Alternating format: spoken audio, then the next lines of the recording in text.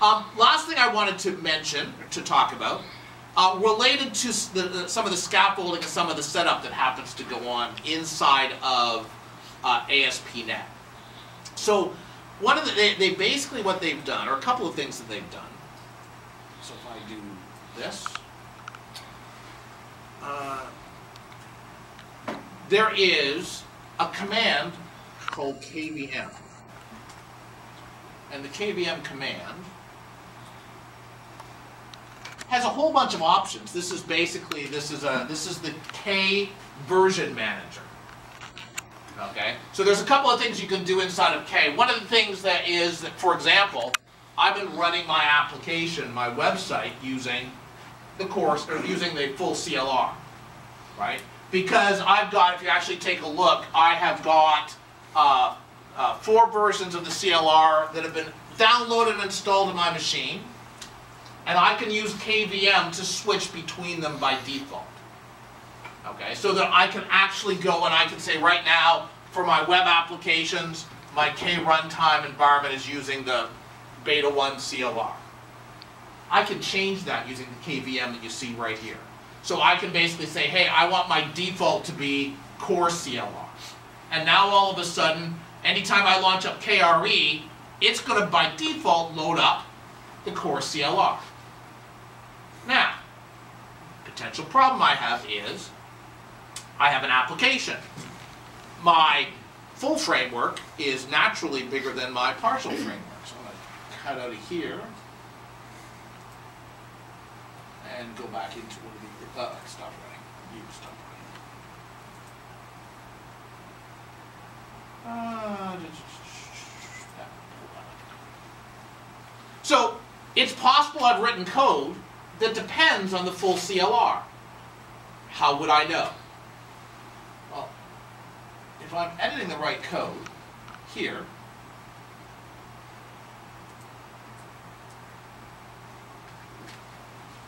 my code editor has now 3 drop-downs instead of 2. These are the frameworks that are available to me as defined through my project.json file. I can select core, and all of a sudden IntelliSense will go, hey, you've created something that's not in core, and it'll start dropping red squigglies and put things into your error list. Okay, so you can basically use that to toggle between which of the 2 supported frameworks you're actually using. Okay, as part of this process, you can also use there's compiler constants that are used if you actually want to have code that runs depending upon whether or not a particular framework is involved. Okay, and the compiler constants are created by default. They are the incredibly intuitively named ASP.NET 5.0 and ASP.NET Core 5.0, all capital letters. And that way you can simply go back and forth between them. Now, also part of this is, get up here. There is actually, K also provides some nice built-in scaffolding so that you can automatically generate, you know, views and domain context based on classes that are out there. So, for example, if I come into, let's see, I'm going to go into models. I'm going to create a model called person.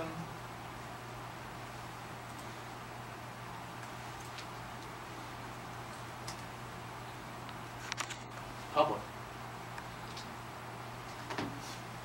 I got nothing for you. I don't know why they made that particular change. So I've added a person with a couple of make sure I've still got stuff building. That's good. Okay. So I can actually perform a couple of other things here. So from here, I'm going to navigate to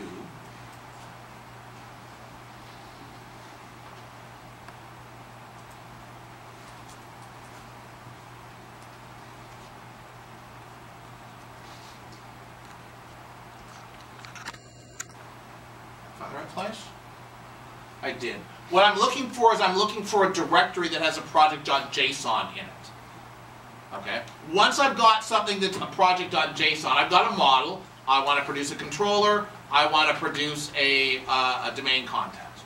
So I can do exactly that. I say k, gen, pull this up a bit so people can see it.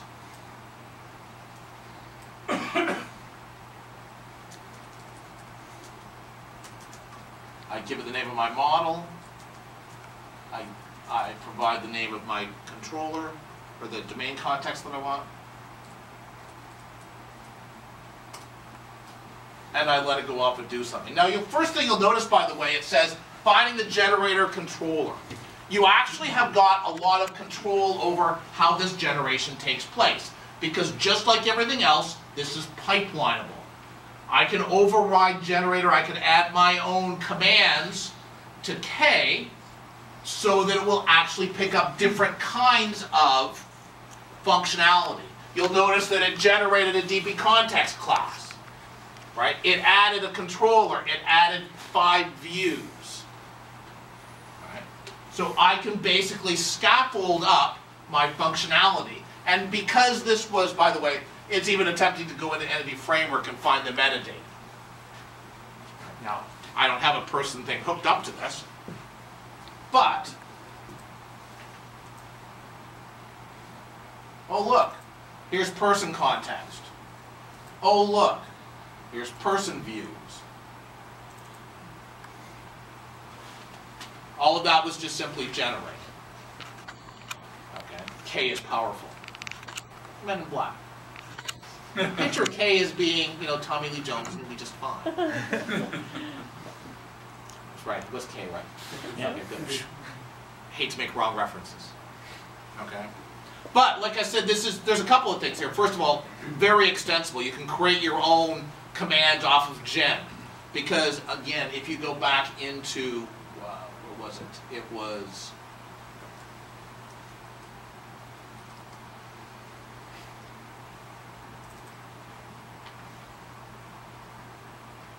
right here.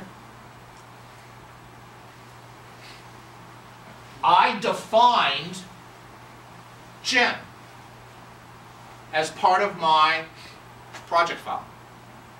So, I could very easily create my own code generation functionality, give it a different name, and utilize it. Also, you'll notice I have a web that's hooked into ASP.NET hosting. Okay. I actually, my syntax is going to be rusty on this one, so let me do something quickly.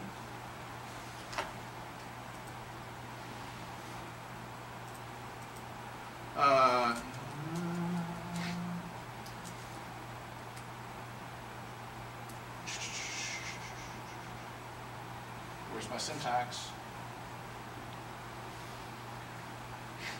You're really not being helpful. Okay, so just move it.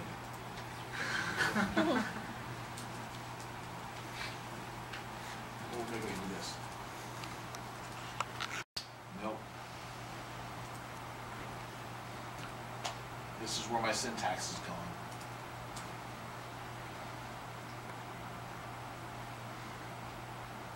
Perfect. So now,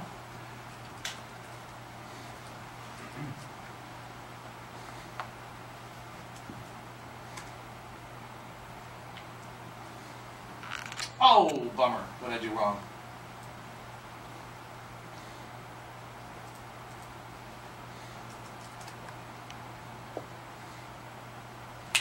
Okay, I've done something wrong. I can't remember what it is. I know I'm close, and that's about it.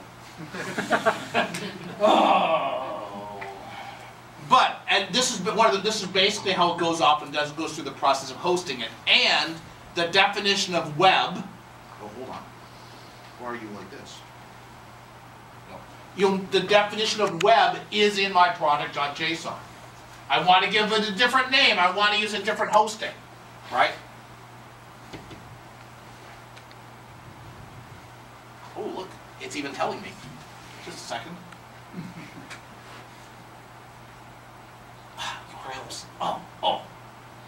Okay, hold on. You go away.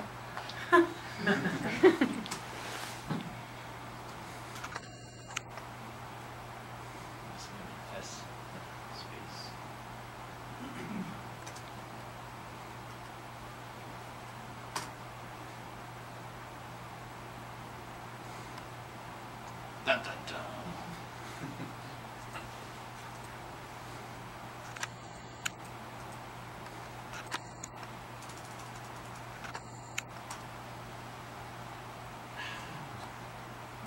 Wow. Okay. Okay. Thank you.